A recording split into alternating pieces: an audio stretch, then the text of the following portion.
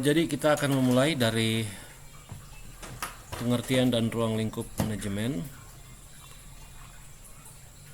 Seperti apa sebenarnya pemahaman manajemen kalau kita lihat dari pengertian manajemen itu sendiri.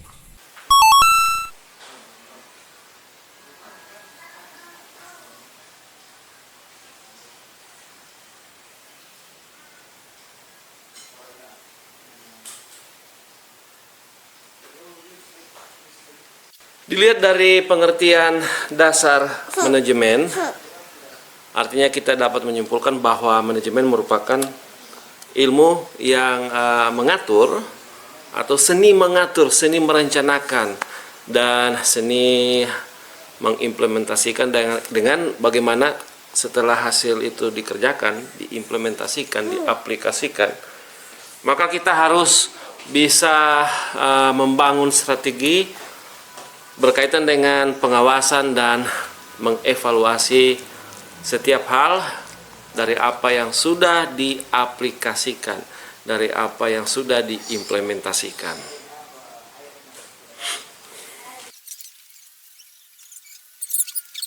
Sebagai seni berpikir, maka kita harus merencanakan dengan baik apa yang perlu kita terapkan dalam pendekatan-pendekatan ataupun strategi tertentu yang menjadi bagian dari kerangka pikir kita untuk mengembangkan sesuatu atau mengevaluasi segala sesuatu atau mungkin penerapan pada apa yang ingin kita capai. Pertanyaannya, untuk apa manajemen itu atau diperlukan dalam hal apa? Yang jelas, kita dengan manajemen kita bisa mencapai tujuan secara efektif dan efisiensi, sehingga manajemen juga dapat dipahami sebagai cara atau metode atau pendekatan berkaitan dengan seni berpikir dalam hal merencanakan, mengimplementasikan atau mengaplikasikan, mengevaluasi berkaitan dengan pengembangan ke depannya dan sekaligus fungsi mengontrol. Kalau kita lihat, maka manajemen itu memiliki 3 anatomi. Yang pertama, manajemen dapat dilihat sebagai seni.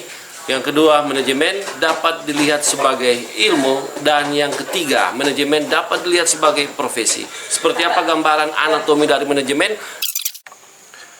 Perlu kita ketahui bersama bahwa ilmu manajemen merupakan salah satu ilmu pengetahuan yang bersifat interdisiplin. Artinya, ilmu manajemen tidak hanya dibatasi pada satu bagian ilmu pengetahuan saja, misalnya ekonomi. Dan pemikiran dalam ilmu manajemen, karena sifatnya itu merupakan studi interdisiplin, sehingga ilmu manajemen mencakup berbagai aspek dari ilmu-ilmu yang punya relevansi atau berkaitan dengan ilmu manajemen, sehubungan dengan karakter atau sifat ilmu interdisiplin. Dan kemudian pemikiran mengenai ilmu manajemen itu terus mengalami perkembangan yang pesat. Manajemen sebagai ilmu itu lebih didasarkan pada konsep yang melandasi dari manajemen itu. Misalnya berkaitan dengan kata dasar manajemen itu yang dapat dipahami sebagai suatu kegiatan mengelola, kemudian suatu kegiatan di mana seseorang bisa memimpin, kemudian suatu kegiatan di mana seseorang itu mengatur. Dalam konteks ini, manajemen itu dipahami sebagai ilmu.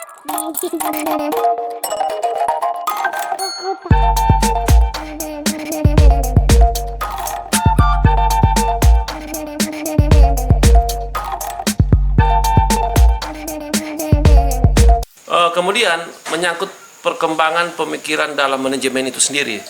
Dikarenakan tadi saya sudah mengatakan bahwa ilmu manajemen merupakan salah satu ilmu interdisiplin, sehingga dia mencakup berbagai aspek dan kemudian mengalami perkembangan karena pemikirannya sendiri, sehingga perkembangan pemikiran manajemen sudah termasuk definisi dari manajemen memiliki dinamika tersendiri Sehingga secara epistemologi, maka manajemen itu dinilai tumpang tindih pemikiran berkaitan dengan organisasi.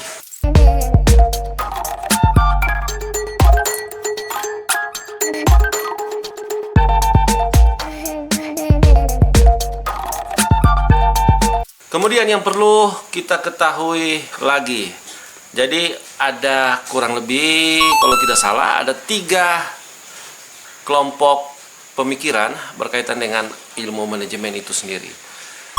Yang pertama, kelompok yang menaruh perhatian pada perspektif manajemen klasik. Dan kemudian yang kedua, kelompok yang menaruh perhatian pada perspektif manajemen perilaku. Dan yang terakhir, kelompok yang menaruh perhatian pada perspektif manajemen kontemporer. Berdasarkan perkembangan manajemen, dalam pengertian kita akan melihat sejarah dari manajemen itu sendiri, maka pemikiran Frederick Winslow Taylor, dia menempatkan manajemen itu sebagai suatu profesi. Sekali lagi, Taylor menempatkan manajemen itu sebagai suatu profesi. Itu bisa kita lihat dalam bukunya yang berjudul Principles of Scientific Management. Di sini Taylor dia menjelaskan secara rinci bagaimana manajemen merupakan metode ilmiah yang dipakai atau berfungsi atau memiliki tujuan untuk membantu seseorang menyelesaikan pekerjaannya. Kemudian manajemen di era industri seperti saat ini, misalnya kita ambil contoh era industri 4.0. Nah, di sini sejarah pemikiran manajemen mencakup pendekatan klasik yang menaruh perhatian atau terfokus pada pengembangan prinsip universal yang di mana prinsip itu dapat digunakan dalam berbagai situasi manajemen. Misalnya itu berkaitan dengan bagaimana kita menempatkan manajemen itu dalam fungsi untuk mendukung penyelesaian suatu pekerjaan atau masalah. Kemudian selain daripada itu, jadi pendekatan sumber daya manusia juga menjadi bagian yang tak luput penting dari pengembangan ilmu manajemen di era industri 4.0. Dan lebih lanjut dari pendekatan sumber daya tersebut, sumber daya manusia tersebut, kemudian pendekatan ini menaruh fokus pada kebutuhan manusia, kemudian kelompok kerja dan peran faktor sosial di tempat kerja. Dan tak terlepas juga kontribusinya pada pendekatan kuantitatif atau sehubungan dengan ilmu manajemen secara kuantitatif. Misalnya berfokus pada tujuan bagaimana penggunaan teknik matematika dalam perencanaan manajemen. Kemudian pendekatan modern yang lebih menaruh fokus pada pandangan sistem dan pemikiran dalam pemikiran kontingensi dengan kesadaran akan komitmen terhadap kualitas dan peningkatan kinerja jauh lebih baik atau kinerja tinggi.